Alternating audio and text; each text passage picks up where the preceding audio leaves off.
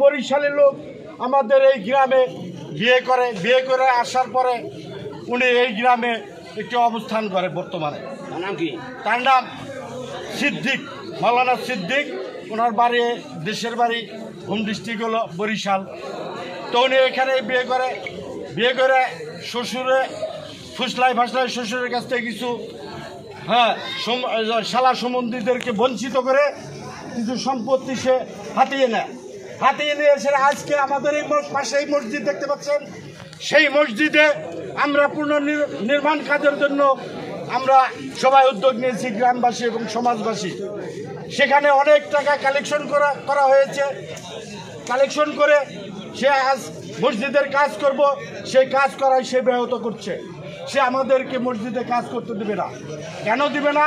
সে আমাদের ওই মসজিদে মোটামুটি প্রায় 13-14 এক সময় হারোটা ফেলতাম, তখন টাকার ছড়াছড়ি ছিল। আমি কিন্তু কারো কাছে টাকা নিয়েও খেলে দিই, এমনি খেলে দিচ্ছি, বন্ধুত্ব হিসেবে খেলে দিয়েছি। কিন্তু সেই ব্যক্তি আজ আমার নামে চাঁদাবাজি মামলা দেয়, ভূমি দুষ্য মামলা দেয়। আপনাদের দাবি কি সেটা বলেন। আমাদের দাবি আমাদের কাঠটা মসজিদে ওই ফুটি থেকে আমরা এই ফুটিতে আনবো, তারপর আমরা মসজিদে ট্রান্সফার করবো। এটা আমাদের মূল দাবি আর কি। দেখেন আপনারা আর কেউ বলবেন? ভাই বলেন